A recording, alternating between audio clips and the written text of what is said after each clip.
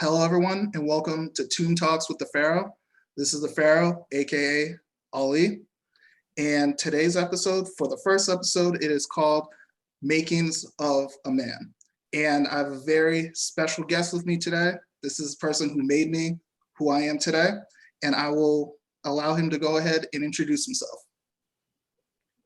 Good evening. My name is Kent Davis, and Ashanti Ali Farrell Davis is my son. I'm 75 years of age, and a former sergeant of Boston Housing Police of 30 years. I attend HBCU, and I also went in Boston, studied at college up in Lowell, Mass, Lowell Technological Institute. What I'll discuss this evening in terms of how I raised not only just my son for a man child, but also my daughters as women, as African women, okay? My name is Kent Davis, and that's the name that was assigned to me by my parents, and their names was assigned to them by their parents. Often we say as African Americans here that when we change our name, we take on an African name. But our names was changed when our ancestors got to the shores of North America. So we like to call ourselves Black. Black is a color. It doesn't tell you who you are, but we are African Americans. Tells where we're from. We're not Afro. There's no Afro in African. So let's not get into Afro-American. We are African American.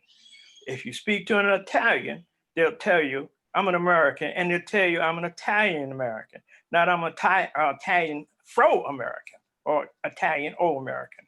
So let's get that straight. So when I named my son, what I wanted to give him a sense of purpose, because a name will tell you about your journey.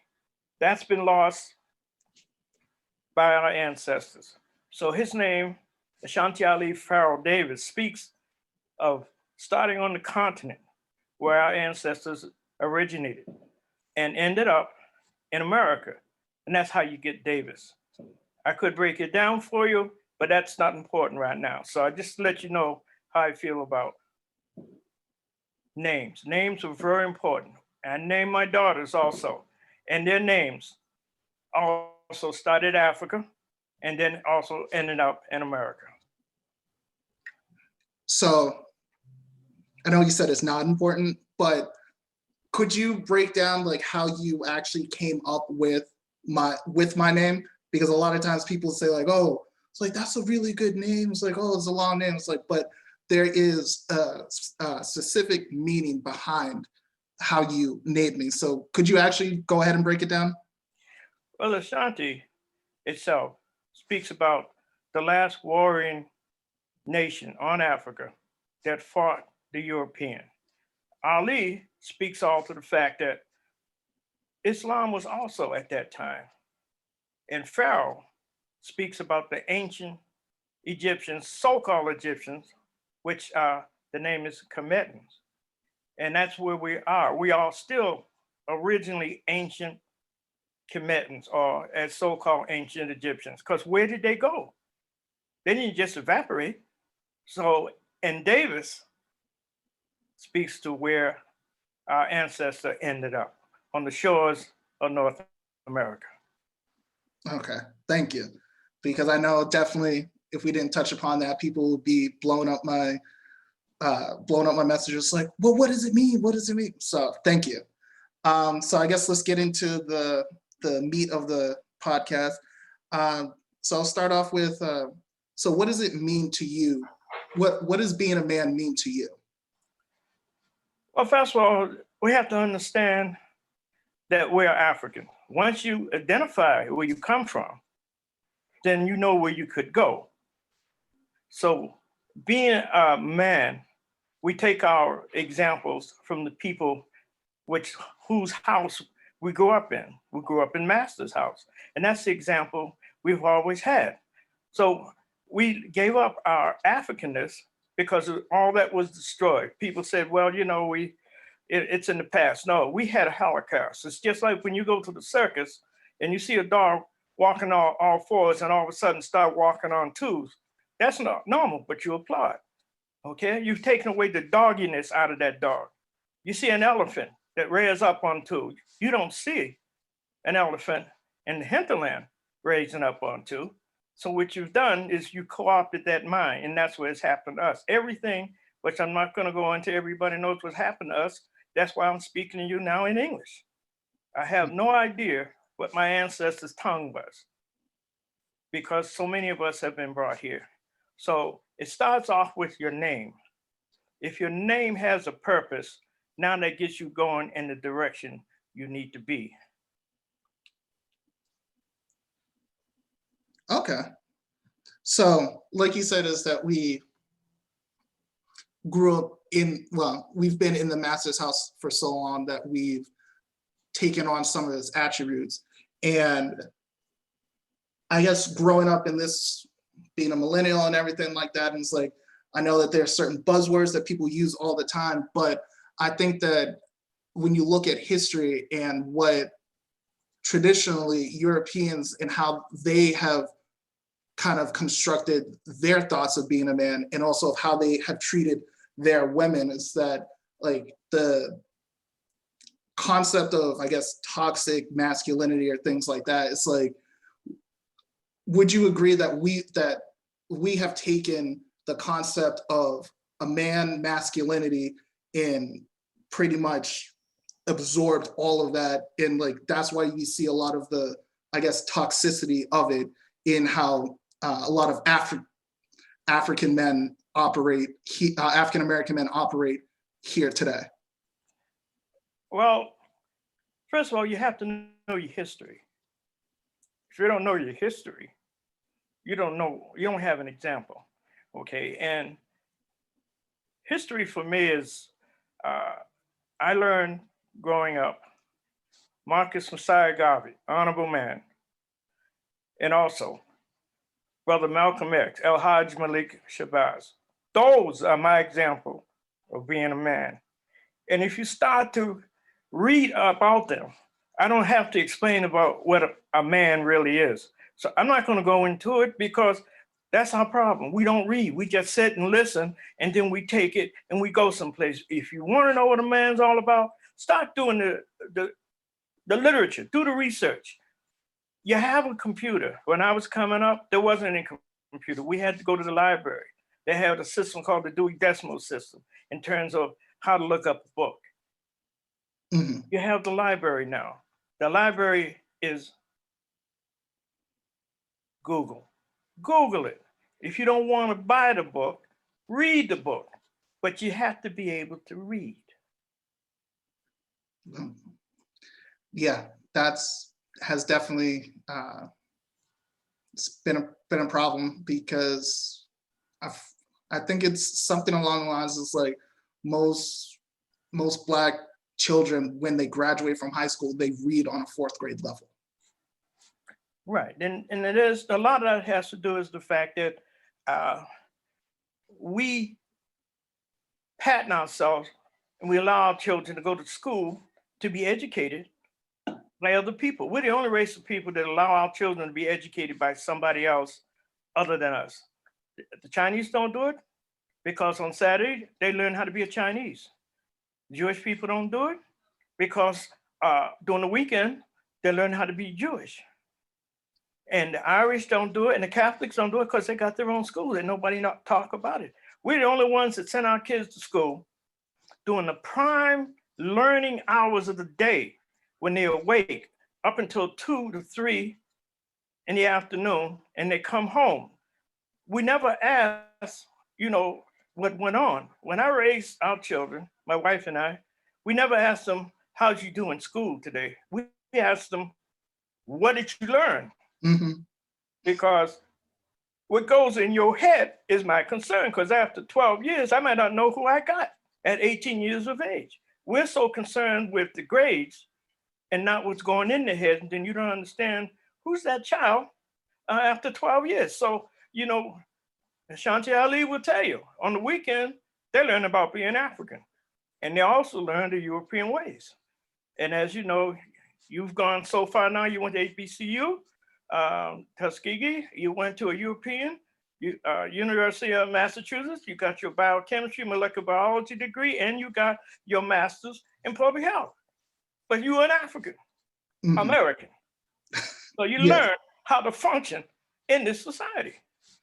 yes. And See, when it wasn't, we, oh, I'm sorry, we don't understand that when we arise in the morning, we have to petition the white man to live so we can get home that night. We do it every day. We don't see it that way. I'm not talking about just the police, okay? We know that's a gamble. But I'm talking about just to have a living, we have to petition him, whether we like it or not. Where you get your jobs from, okay? Maybe you may own your own business. Where do you get the produce from? You don't get it from another African American. You get it from the European. So people mhm. say, what about the Chinese? They have to go to the European, but they have leverage. They can go to China. They can tell the European, I want to buy the noodles from China. And the European would say, no, I can give it to you for less. They have leverage. We don't have leverage. Mm. And something that you said that was interesting that I kind of want to touch upon is that when you said that I grew up and I can operate between like operate in that world, it's like um, I think it Du Bois that said that talked about the dual consciousness of in his words, black folk. That's correct. He was aware that we wear two hats, one being an African and another one being a European. So that's nothing new. So I guess another question would be is that like so how, because sometimes it is hard for people to, as they're reclaiming their history, learning about their history, to put that hat back on, because there are times that um, there are some people that I've spoken to where I've educated them about certain things and they just go all the way to one side. And I'm not saying it's necessarily bad, but it's to the point where it's almost hard for them to function within society because they understand that they've been lied to for so long. And that's nothing new. It's nothing worse than having somebody that's a convert, like a person said they born again Christian. Mhm. Okay, they're the worst person you can deal with because they don't see your point of view. So when you wake up and you find out you've been duped, you don't have anything to help you out to get through that. So yes, you're going to wake up and you go totally to the right.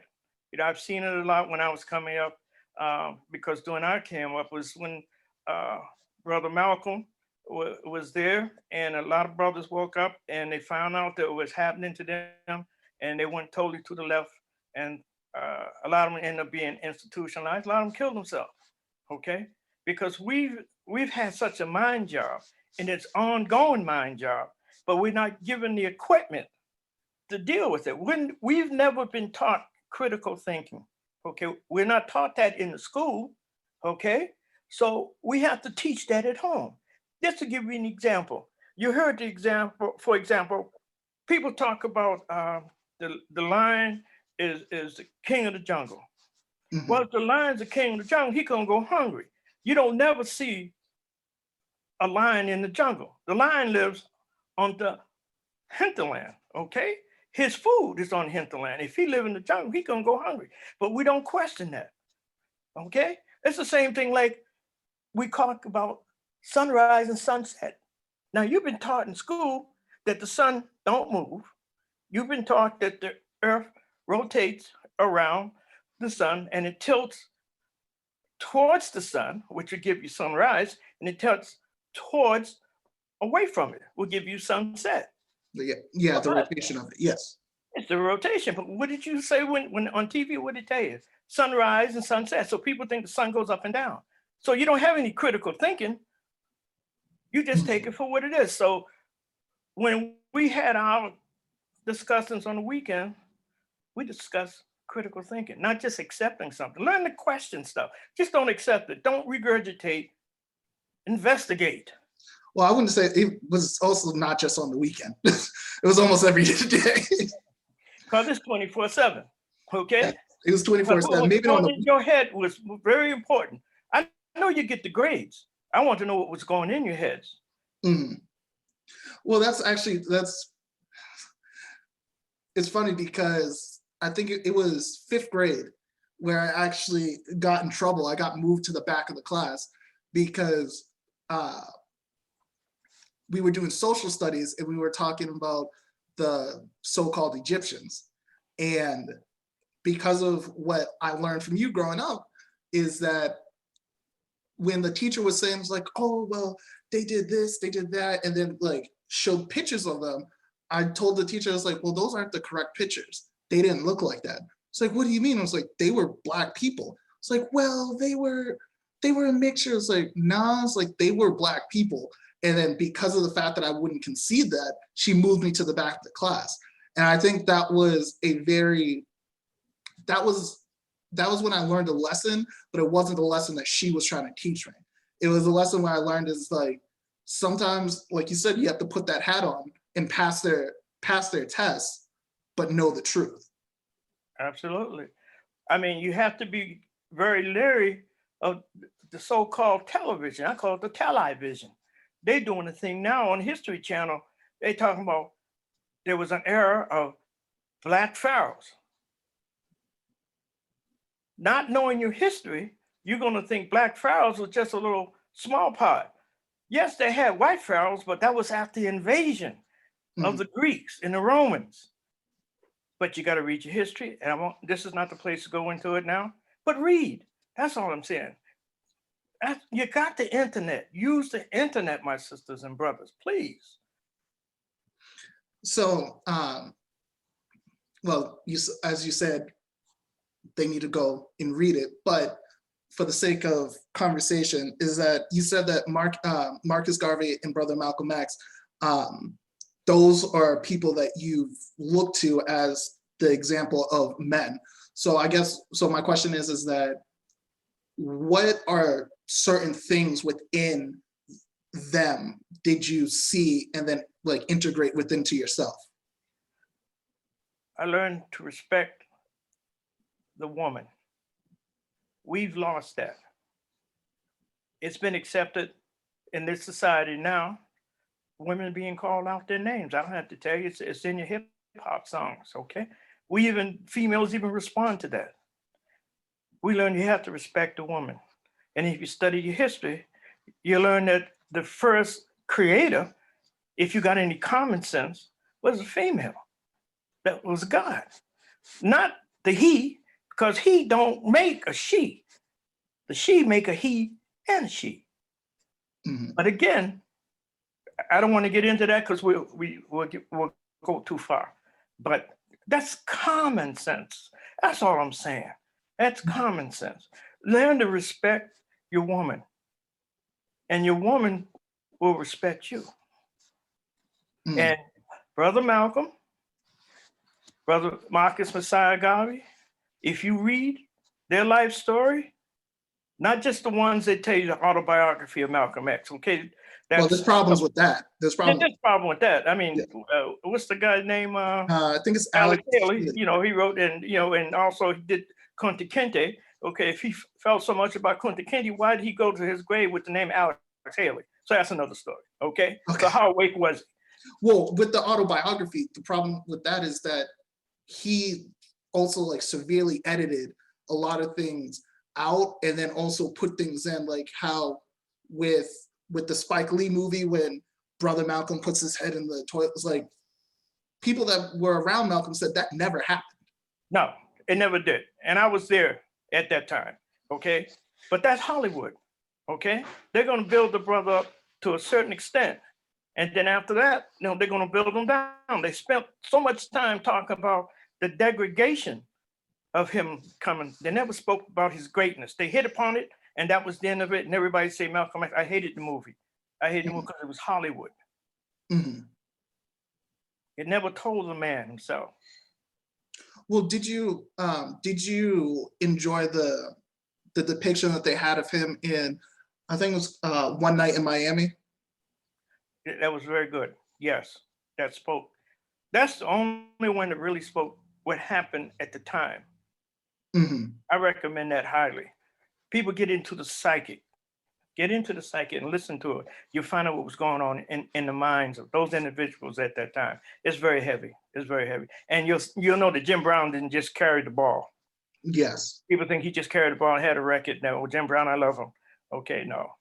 I recommend that highly to us as a people. Okay. So again, the movie name is One Night in Miami. It's on Amazon Prime. Yes. Or for the people that torrent things, go ahead and just pirate it. Well, actually, no, don't do that. I don't want them to come after me. So you said one part was respecting the woman, and then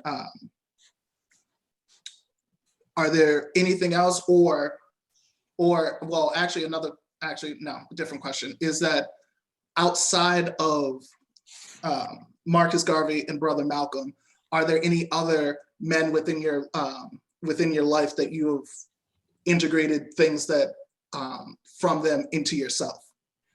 Oh, yes. I mean, we had such great scholars. Dr. John Henry Clark, Professor Jeffries, Dr. Ben. Mhm. I just could go on. Oh, okay. There's so many people, and I don't want to start naming them because I don't want to insult them by leaving them out. Mhm. So I would just name a few, like I did, just those few. I mean, people, please go YouTube, look up Dr. John Henry Clark, Dr. Ben, Professor Jeffries. That's the start. And if you get there, you'll start going from place to place. And Dr. Amos Wilson, brilliant, brilliant psychologist. Dr. Amos Wilson, Dr. Kress Welsing also. So I'm getting into that now because I do not want to insult those that I did not mention. So I have to stop there. Okay. So I guess in your personal life,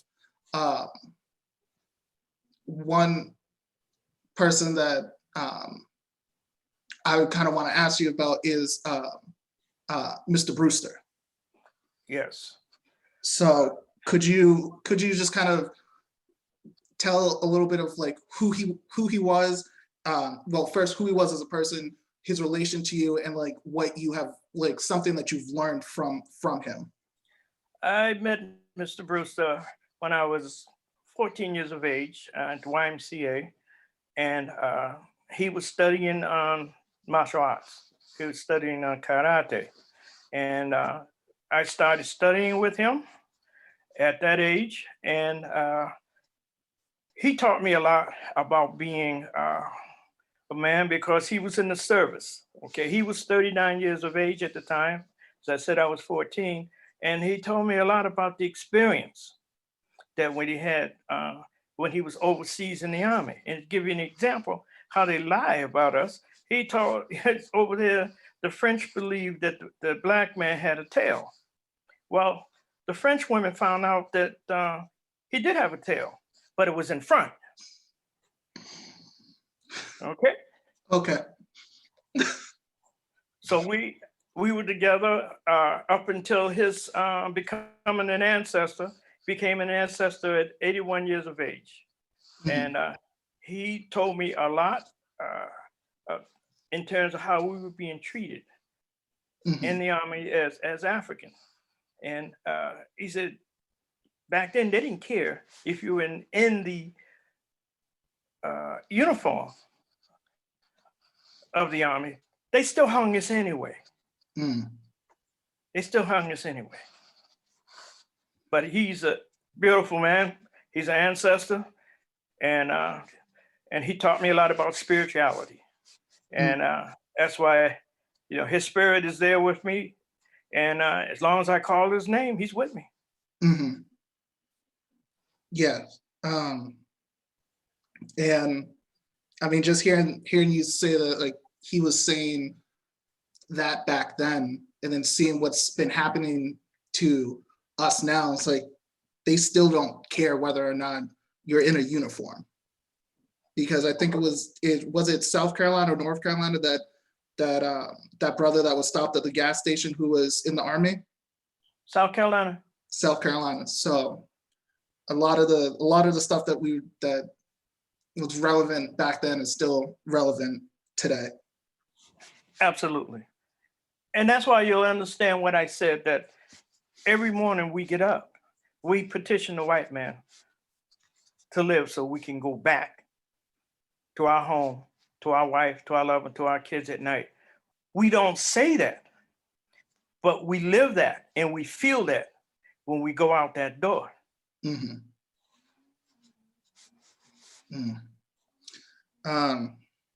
So taking all of those things from various different outlets, what were, I know you touched upon it, but maybe you can go a little bit deeper. Like, what were some of the specific things that you wanted me to learn as a boy growing into a man? Son, first of all, I think one of the biggest thing is when I explained to you about the birds and the bees, okay? Mm-hmm. And we always, let's say, take after those who give us the example. And do you remember I related to you about the birds and the bees? And you understood? I tell you, a man is born with a handicap. Yes. Okay. And most handicaps you can overcome. But the handicap he's born with is that of a woman. That's not a negative. Okay. Mm-hmm. Because our life, 9 months, is inside a woman. So if you understand that,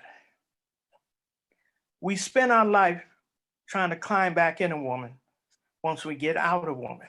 Mm-hmm. And by that, I'm saying, if we come into a situation of life and your significant other, which I'm saying as a female, you see her in an uncompromising position, you come home and that's not what you expect. You don't go off. You're not going to kill her. You're not going to kill him because you don't settle nothing. But if you understand that you look at woman like your mother with the utmost respect, and that feeling you have when you see that, it overtakes you. But if you understand that's your handicap, now you're starting to develop that as a man, and you can understand and you respect the woman for it. Mm. And that was your birds and the bees. Yeah. Yeah. More other the technical stuff I had to find out by myself, but yeah, it was. I can't teach you everything now. Yeah, I understand. I understand. So, but then again, you also taught me that the importance of reading. So, absolutely. And we as a people, we have to understand is, I know we work, sometimes we work 2 jobs, but children will emulate with their parents. Ptah said, as a man does, also means a woman, whatever they do, they teach as they do. So if your child see you pick up a book, the child's gonna pick up a book. If that child see you pick up a paper, the child can pick up. If the child see you reading, the child will imitate you. If you're reading Jet magazine, which is not bad, or if you're reading any other Ebony magazine, but which is good, but what are you reading to feed your mind? Okay. And I used to tell my daughters, I said, well, when you start dating, I said, if, and this at their certain age, you know, you come to a young man you meet and you go to his home and you see if he doesn't have a library, then you know what's not going in his head. If he has books, magazines, this and that, then you can pretty much figure out the thought process of that individual. When you ever see Europeans, they have libraries. If you see now, because of the COVID, most of the Europeans, because of the they're on the Zoom, you see behind them books, libraries. But you look at a lot of the Africans, they have nice pictures in the background. They have nice furniture in the background. Not saying they're not intelligent, but what I'm saying is what the European is showing you, Is that I what read? goes in your head, Mhm, okay? mhm. And that's my daughter's learned that. And of course, she knew that too. Yes. Okay. Well, I mean, Because when after you have this initial thing, you say to, everyone say, well, man, young lady said, well, I want you to respect my mind. I said, well, let's be realistic. I don't see your mind. The first thing I see is that shape. You mhm, got me now. Now, what's the closer? It's going to be your mind. If your mind is saying something, then we got some place to go. But I'm not going to be fall to saying, well, you don't respect me. I can't see your mind. I see what your mind produce, your body, which means I want to see. Let's have a conversation. mhm. Then after that, we'll find out. Yes. And I think that just with some of the videos that I've watched on YouTube and different things like that, I surf different channels, is that people, and I'm all for the whole concept of the body positivity movement. Everyone should feel comfortable in the body that they have. However, is that it's to say that looks don't matter, especially when you're trying to get into an intimate relationship. It's like I think that's a little bit that's a fallacy. Well, looks don't matter if you're blind. Thanks, Dad. Okay. Then you got to go on your instinct. Okay. And sometimes that don't work. Stevie Wonder's been married quite a few times. Who is? Stevie Wonder. Okay. Okay. Okay. Uh, let's move right along here. Okay. No, it's okay. So I know that you said that nowadays that through looking at like rap music, looking at, well, I think you pretty much just said rap music, hip hop, through the music, is that men don't respect women anymore. And so that in that way, the concept of a man has changed. Do you see in like any other ways in which like it has changed since that concept has changed since you grew up?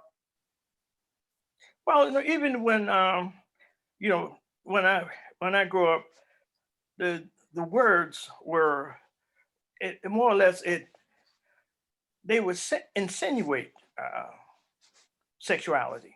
Okay. Mhm, The young kids now they come out and say, even though it may be in vulgarity about they want to go to bed with a woman and this and that, but when I was coming up, it was it was no different. It's just how you present it. I mean, they had a song, if loving you ain't right, ain't doing right, then I don't want to do wrong. Me and Mrs. Jones, they're talking about fornicating. Okay, married woman married and we can't meet, me and Mrs. Jones. So we were more skillful, you know. mhm. We left it up to your imaginations. The young kids now, you don't have an imagination. They just come out and do it. They don't tell you this is what I want. Let's get busy. Then they put it on the television. The only thing we can do is sing and dance and run and carry a ball. Give me a Mhm. good example about that television. They had a program called Doogie Howser. Doogie Howser. He was a young European. He was about 13 or 14 years old, had a show on Doogie Howser, but he was a doctor. He was a genius. Mhm. At the same time, pretty much, they had a show called Urkel. And Urkel was a genius, but he was black. Well, it was Family Matters. Family Matters, Yeah, okay? And yeah. Urkel was on it.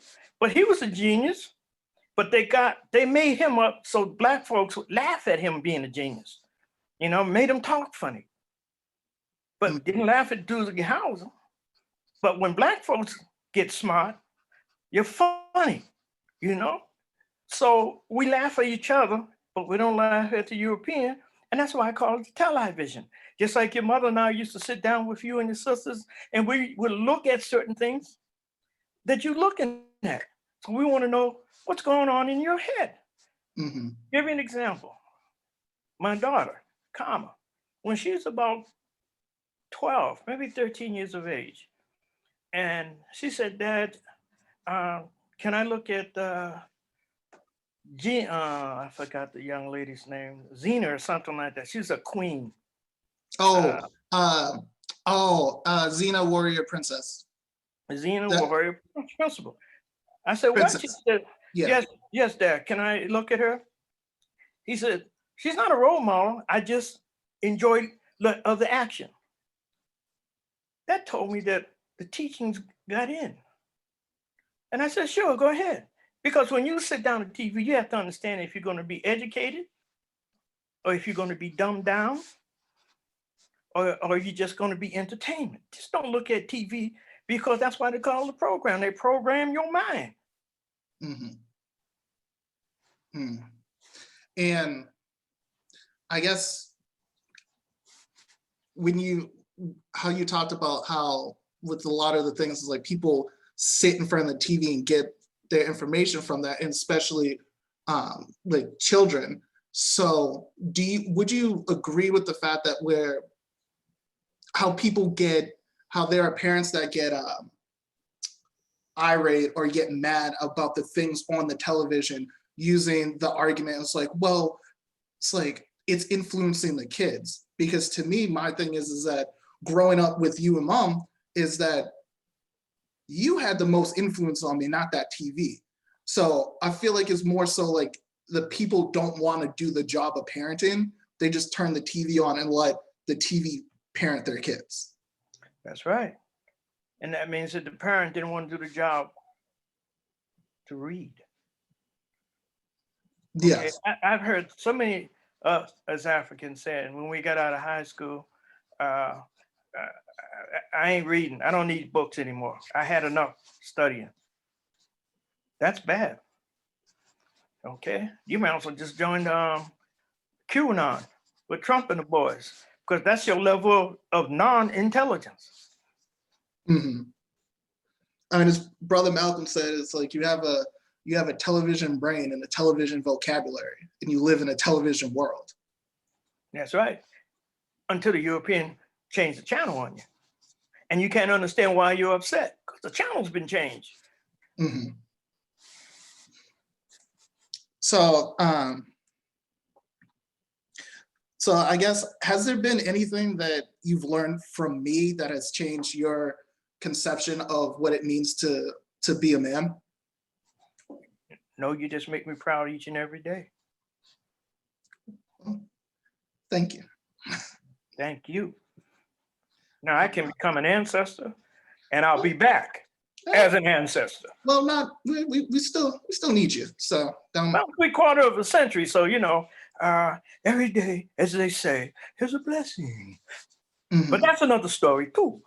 Yeah, that's another episode. That's right. So I kind of want to give you the reason why I wanted to have you on for the first episode was because, well, first of all, you're my father. Secondly, is that I understand that there are a lot of things that you've taught me that not many African American men growing up have been taught. And that came very apparent to me when I went to a wedding for one of our cousins. And then after the wedding, I was hanging out with Depot and two of my cousins. And I remember I said something, it was like, oh, my dad always says this. I forget what the phrase was, but they looked at me and was just like, well, we don't have fathers. And that kind of stuck out to me. And it's just like, so I wanted to kind of get you on here, have you talk about the stuff that you taught me, the phrases and everything like that, so that at least people that don't have that figure in their life, they can at least have an episode or a glimpse into like, this is what a father figure should look like, or these are things within like being a man that you should aspire to. Because, and it's nothing against single mothers or any other type of family structure, but it like there are certain things that only a man can teach a boy. That's true, and vice versa. I agree with you. Okay, a woman can raise a young man from boy up to malehood, but not really to be a man. Okay, and that's why it's good to have a man. And a man cannot raise a young girl up to womanhood without an input of a woman.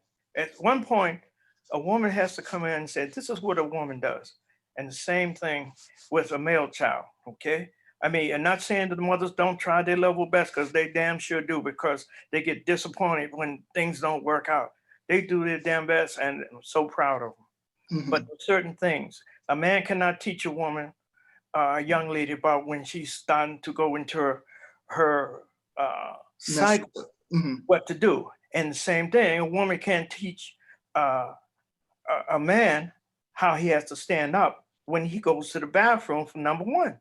But you'll find that you can, if a young man has been raised by a woman, you'll find a lot of them, when they go to the bathroom, even for number one, they'll pull the pants down and sit down. That's a fact.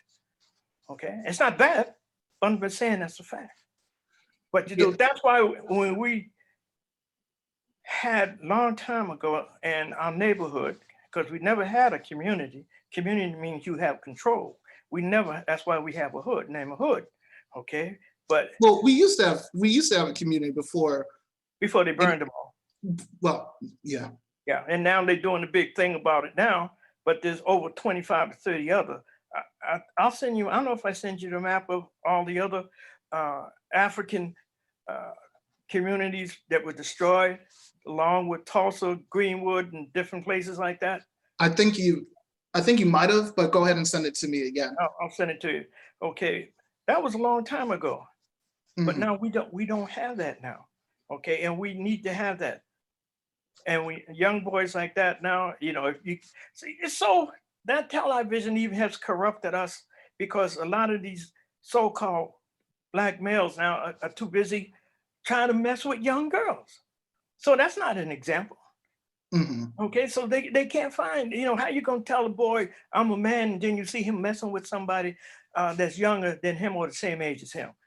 Okay, and that's the Mhm. sad part about it. You know, we are very damaged people, but we have to acknowledge that we're damaged. When you acknowledge that you're damaged, then you start to fix things. When you break something, you try to find a way to glue it back together, but you have to look at it being broken first. But we don't see ourselves being broken. Mhm. That's why, you know, we need to have our own schools. Okay. But when we have our own schools, the first thing they say, why are you going to exclude? Oh, they don't say that about Chinese. They don't say that about the Jewish schools. They don't say that about Catholic schools. But every time we want to have something, we have to include everybody else. Mhm. That tells me that there's something about us being a strong people that worries them. Mhm. Things that were done to us, we can outschool them, out PhD them, out hammer them, out build a house. We got brothers that can't read or write that can put a house together because they had that skill that was in them when their ancestors were taken from Africa. Okay, so it's not just the backs, the intellect, but the skills. We had a lot of that was taken, Mhm. and it's in us. And once we recognize that, we don't knock one another. Okay, we have to understand that.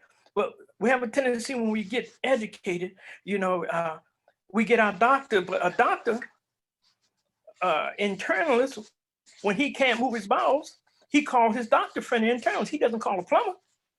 Mhm. Okay, and when his toilet can't flush, he called a plumber. So he's no better than that plumber, and the plumber is no better than a doctor. Yes. And I think that was that was definitely one of the things that growing up that you made sure that we understood, is that understanding is that you, just because you get a little bit of education, you aren't better than your brother and sister that might have just only gone to high school. Because I know there are some people that I know that didn't. I have a master's right now, and there are some people that didn't go to college are making more money than me right now. And speak about money, and that's another thing we have to look at when it comes to money. And I told you all that coming up. Money is a good servant, but a bad master. Hmm. Once we understand that, then we as a people, we'll start to get in contact with our African roots. But the way things are here in America, it's money, money, money. It's a good servant. Don't get me wrong. It'll serve you well. But it's a very bad master. And we make it a master. Hmm. Yes. And I mean, and it was a, I forget who I was talking to. I was talking to someone, and they told me an example of just how sometimes we as a people are just so fixated on the material things. It's like, oh, I can steal this and then get some money real quick. This it was a woman. She had her backpack in her car, and then she also had her medical books in there as well. Someone broke into her car, only stole her laptop and left the books. Those books were worth more than our laptop. So it shows like how even like how people are so fixated on just the material instant gratification type of thing and can't even see the bigger picture. Not promoting stealing, but still saying it's like within that story, it's like you didn't even have enough knowledge to know what something is worth. You don't even know the worth of something. Right. And it all depends on where you put the car too. You put that car over in a European neighborhood, they'll take the books and leave the backpack. You bring it over in our neighborhood, they take the backpack and leave the book. That's because we need to have our own schools. Because in them books can say this is gonna happen to you. Yes, because well, I guess I'll ask this. This doesn't really have much to. Well, it does have to do with it, but kind of on the peripheral. Is that how I talked about how we had our own communities, and you said until they burned So them. integration. Excuse me. Integration destroyed our communities. Well, that's what I was going to talk to you about, because you grew up before, during, and after segregation. So I would kind of want to get your opinion about that, because yeah, because people say, well, these like segregation was bad. Let me give you my opinion on this short example. Maybe you can see where I'm coming from. Okay. In Alabama, when I'll use the word black, because at the time I'm only using the word black because that's what is used at the time, okay? Okay. We were calling ourselves colored folks at that time. Or Negroes. We call ourselves blacks, or we call ourselves Negroes, okay? That when we had to work in Montgomery, in the city, we had to walk a certain mile or 2 miles to get a bus, because the buses wouldn't come into the black neighborhood. And then when at home, when you had to return home, they stopped, you had to walk into the black neighborhood. So when the brothers said, let's boycott it, that was a beautiful thing. Because what happened is now we had our own bus, we had our own bus drivers, we had our own mechanics, we had our own people who could paint the buses and maintain the buses. So a man could get married, have children, because knowing he could be employed. We took care of one another, okay? But then we want to sit beside white folks in front of the bus. That boycott went over a year, and the Europeans saw that they were losing money. It's all economics. So they say, okay, y'all can now ride in the front of the bus. So who's going to lose their jobs? Bus driver, mechanics, those that kept shops up, those that made things to go in the buses. I had a job now. I can't take care of my family no more, but I have to leave my family because the system set up now that they can come in and provide a way for my wife and kids to make some money. They go, daddy. Why? Because we want to be integrated. Instead of saying, we don't want to be integrated, we just want to be left alone, just give us what we need and leave us. We'll take care of ourselves. And we did do that. Integration destroyed us as a people and hasn't been the same since. Just by example, and if people think about it, they'll say, there was no more black businesses in there. Well, I'm sure there are people that are listening right now. It's like, well, the schools were integrated. Did you get any more black? you got more European. Yeah, so they integrated. Yeah, maybe we got old books, but what we're saying is the fact that in terms of education, if you got new books, we want new books. Mm-hmm. We don't have to sit beside you to learn. And the teachers back in that time, they taught history of us as a people. We learned about African history, African American history. We learned it because it was taught by people that look like us. Mm-hmm. So when you were a principal in your community, when you got integrated, you were lucky to be a teacher in a white school. You ended up probably being a janitor, even though you might have been a principal. So those educators are going to lose their job, or when they go into the community that now is being integrated, they already had white folks in there doing the job. So they're not going to get rid of white folks to give you a job, but we'll give you a job so you can carry our water. You can clean. I don't care if you do have a degree. I don't care if you were a principal or assistant principal or a science teacher. You better learn the science of the mop, boy. Mm-hmm. So that's what integration did to us. And I think it's something also interesting for people to also think about is that with integration, there were some, and I'll use the term because of the time, there were some Black people that were able to move out of the neighborhoods in which they were.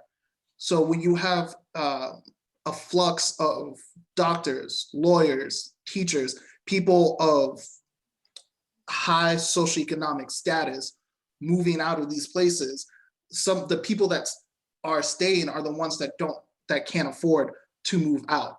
It's like, I think that's the thing, is that when things were segregated, we all had to live together. And that's where the community came from, because everything that touched my life was Black by necessity. And I think the thing that people need to understand is that the main problem with segregation was that I was forced to live this way, not I elected to live this way. That's true. Because there are people that choose to live that way and there's not a problem with it. Mm-hmm. But then if they say like, oh, all Jewish people have to live in this area. Right. You have to. We're not going to rent to any Jewish people outside of this zone. Redlining. Right. That's the problem. Versus it's like people tend to congregate amongst people like them. Right. And in certain studies, people have said that like within African Americans, they feel more comfortable when their doctor is African American as well. It's like, so there are certain things that make sense. And when people talk about supporting Black businesses, people will always try to say like, well, why don't we just support all businesses? It's like, because not all businesses are struggling the same. Of course not. But you see, give it a... And if you want economic growth, me saying support Black businesses That's more, those are more businesses that are giving that are contributing to the economy. So there's no reason why you should be against it. Let me give you an example how integration can uh, look like it's doing well, but it's continually still doing damage, but we don't see it, and it's in front of us. So now, let's say we working in an office. I'm working next door, European. We're in the same office, whatnot, and uh, we can be higher up, or we can just be working in our community where we come from, or neighborhood where we come from. And at the end of the day, he says, goodbye, goodbye, good night. See you in the morning. See you in the morning, Leroy. I'll see you in the morning, Joe. Okay. And he'll go back to his community and I'll go back to my community. Now, in his community, they say, well, they have little social gatherings.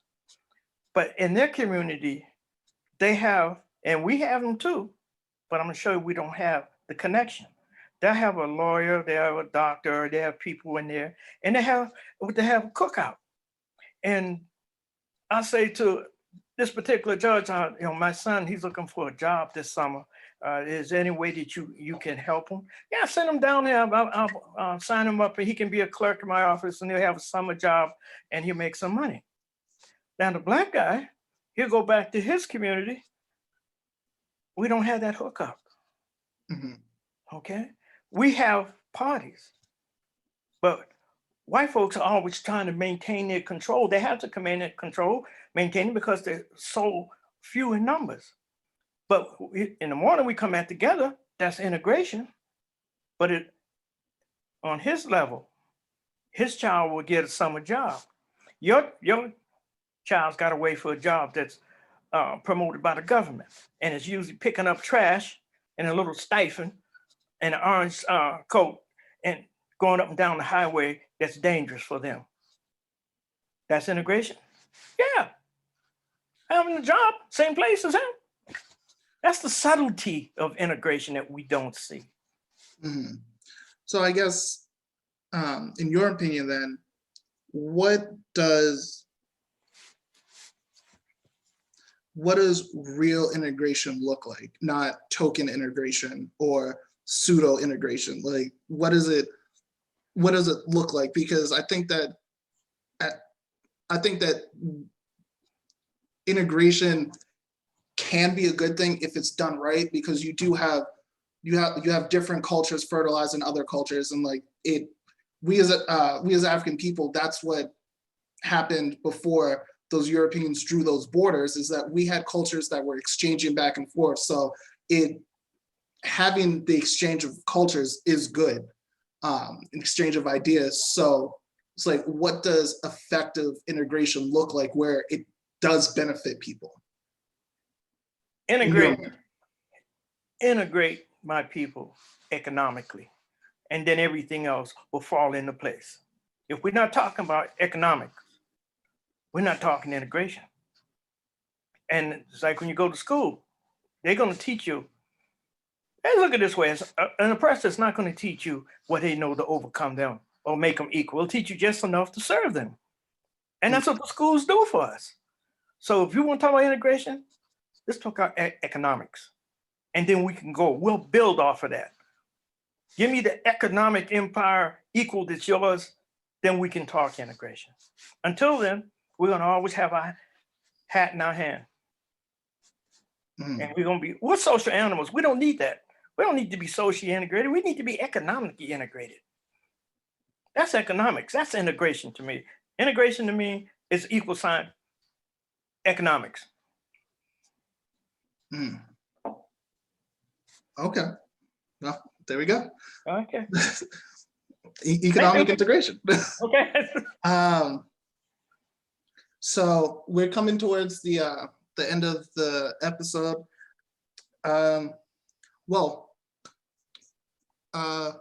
There's one thing that you forgot to mention in your overview, is that you also do martial arts.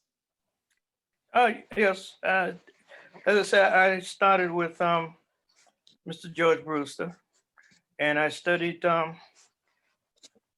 and Goju Mibu Kan up until like I said, I started when I was 14 years of age, back in around 1960. And then in the year 2000, I studied Hakuo Jiu-Jitsu, who's now an ancestor, Larry Garron. He used to play for the Patriots. He was the first African to play for the Patriots. They said it was another one, but that's another story, and it can prove out that he was the first. And I studied with him for 10 years. And as a result of that, I merged the Hakuo Jiu-Jitsu and with the Meibukan Goju Karate, which is Okinawan, and I formed my own system. And I figured maybe after about 40, 50 years, I think I can do that. And it's called the Akabalon Martial Arts Institute. Akabalon, the original name that was given to Africa, and that was used back during the time, early Kemet, and it's called Akabalon Martial Arts Institute. And so could you give kind of the tree of who taught you and like kind of talk about like how close in teachers are you to the originator of the system that you were studying before? Well, like still studying, but you know. Yeah, my teacher was Auntie Maracan, who has now passed on. He was taught by Mr. Excuse me. I'm having a brain fart now. Mr. Yagi. The reason why, because before he went to Mr. Yagi, he had studied Mr. Taguchi. And Taguchi, when he studied Taguchi, one of his students mentioned to him about Mr. Yagi, and he would study with Mr. Yagi. And he studied, Mr. Yagi studied with Chogun Miyagi. Chogun Miyagi is the founder of the Goju system. So that's how close I am in terms of the founder. So Auntie Maracan was my teacher. Yagi was his teacher. Yagi studying under Chogun Miyagi, okay? And I studied with Mr. Maracan for 10 years, okay? But when you start to do a search, it might get connected in the internet, but like all things, certain aspects in history, sometimes people are left out for a reason. But that's my connection, and I have the proof. Okay. If anybody wanted to question, I have the proof. Okay. And with your experience as a martial artist, is that you've also implemented that within your job as being a police officer, correct? Yes, because I found that in the 30 years that I was a police officer, I'd never been out sick, okay, injured. And I don't injure anyone I have worked with. And it brought me home to my family safe. And when other people asked me to teach them, other officers, I would teach them things that not to hurt people, but to assist into making the arrest. And I never wanted to do any arrest if I couldn't help it, because I worked the projects. Okay, 30 years in the projects. Okay. And I love the people in the projects that I work with. They were beautiful people. Bad apples give it a bad name. There are beautiful people that live in those developments, but you don't hear from the good people. You always hear from the bad people, because that makes the news. Good people don't make the news. I can tell you some beautiful stories about people. Single parents raise their children, have gone on to be professional people, doctors and lawyers, okay? So you don't hear that. All you get is that television, with criminals. So I guess pretty much what you were doing was community policing before people started using that as a catchphrase and everything like that. Is that you actually spoke with the people in the community, actually gained some respect from the people within the community. And with that, would you say that it kind of made your job easier when trying to do investigations and things like that? Oh, definitely. Okay. I mean, I've had a couple of times I had the opportunity to go to Boston police. I didn't want to go to Boston police. Okay.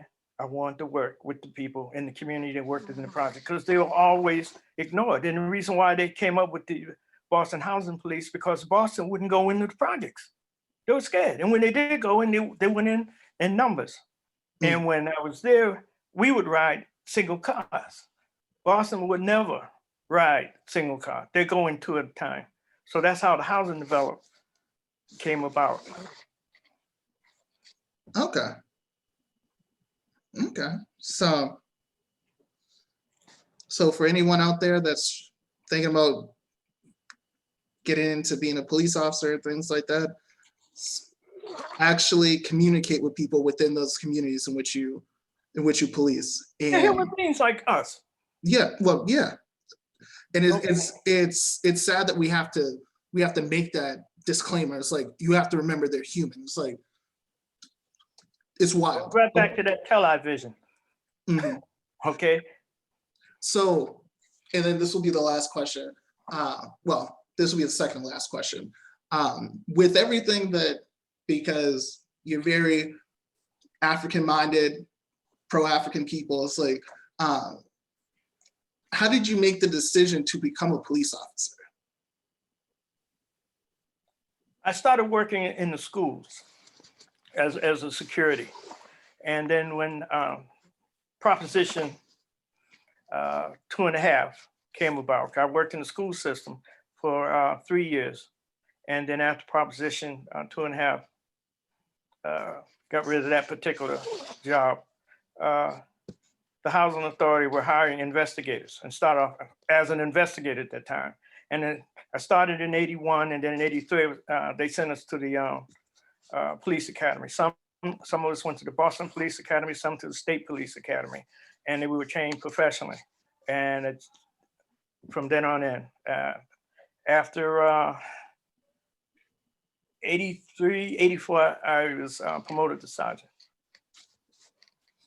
Okay, well, like, I guess, how did you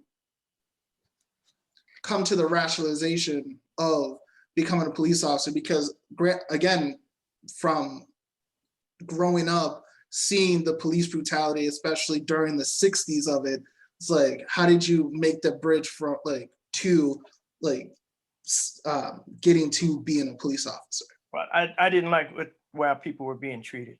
Mm-hmm. Okay. And like they said, you like to get in, hope you can make a change from being in. Okay. Being a Boston police officer, I couldn't make a change. It's rack 'em and stack 'em and go to court and see you later. But working in a housing authority, you got to know the people personally. You get to go to their homes. Someone would feed you. You know, you sit down, talk to them. You talk to the kids. You know, it's a community type of thing because everybody's stacked on top of everybody. Mm. And I enjoyed the job. Mm. And it wasn't a job. Yeah. If I didn't have to retire, I'd still be there now. Okay. Well, I think that would definitely be another segment about your actual experience as being a police officer and the type of racism you Oh yeah, I got to tell you about the administrative racism. It's unbelievable. I can tell you this before we go. They took my stripes 3 times, and 3 times I got my stripes back, and I retired as sergeant. So I can tell you the stories, how I lost them and how I got them back. And that's why, again, I tell everybody, read. Just don't go to a job, read. If they give you a personnel book, read that personnel book. Know what it's all about. That can be your protection. If you don't know what's going on, they will do you. That's another story. I'll tell you about the racism. And I guess I'll say one last thing about that is that you were next in line to be a lieutenant, and they just decided they didn't want to make you a lieutenant, so they just didn't have a lieutenant until you retired. Well, that's the other story is the fact that they were going to make a lieutenant, and the fact that I had the most seniority, they were going to give a test. But see, I know how they do things. This is how racism go. So I let it be known that I'll do high, on the test, but when it come time to the practical, they're gonna rate me low. So therefore I don't get it. So I just let it go out. When that went out, there was no more mention about having a lieutenant. That was back in I believe 1990, maybe, between 1990 and 1992, until I retired, which was in 2011. There was nothing but sergeants, and I was the most ranked person in the department. So that's why I said, read your personnel book. Know when you get on a job, just don't say, I'm happy to be here. Ask for a personnel book for how you could comport yourself so you know what's going on. If not, they'll use it against you. Just don't be happy. Like I said, money's a good servant, bad master. Mm-hmm. And I remember from that story, the quote that you gave me is that if you give the rat the right cheese, he'll bring it back to other rats. Oh, definitely. Like a dog carry a bone. Yeah. Okay, so as we come to the end of this, is there any closing remarks or anything that you would kind of want to say to people listening, to Black, African American, white people, Asian people, anybody any type of people that are listening to this? I just love my people. And I tell my people, study, read, educate yourself. If you sit down and you watch the television, sit down with a purpose in mind. Just don't sit down and let that foolishness go in your head. They call it a program, and it's designed to program you. Mm-hmm. Educate yourself. Love your children and love your people. Okay. Well, thank you for taking the time out to speak with me. I know we talk every day, but thank you for recording this. Oh, thank you, son. I appreciate you inviting me along, and I would love to talk a little later on if you have me back. There's a lot of other topics we can discuss. Yes. Well, I will. Well, sorry, I just thought of one question, and it is a generic question, but knowing some of the demographics that will be listening, is that someone who is non-African, in your opinion, I know that you said economic integration, but in your opinion, what are some things that they can do to help? Economics. Okay. That's. I mean, we don't need any latte liberals. Okay, latte drinking liberals. Okay, that's gonna do us no good. Economics, if you want to help, speak to your own children, educate your children about us, about the truth. Because the school, is not going to give you the truth. That's why the books are the way they are now. As you know, now Texas and New York are the two epicenters where education is promulgated throughout the United States of America. Okay, and now, as you tell them now, they're saying that some of the books that Africans immigrated here. Okay, now, if you don't know what immigrate mean, you're gonna go around and say, yeah, no, we were kidnapped and stolen here, but now they said we immigrated here. Get a dictionary, have a dictionary, look words up, look up immigration and see if we immigrated here. That's all I'm saying. Read. We as a people need to read. Those that don't know us, do the best you can. So read and economics. And have a dictionary. And yes, growing up, yes. If I didn't know a word, you would not tell me the word. You would just say, look it up. Like, can I at least get the spelling? Sound it out. Okay.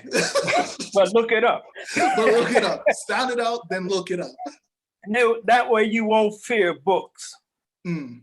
If people are told a lot, they'll fear books. You won't fear them. You won't have any fear. You didn't have any fear. None of you all did.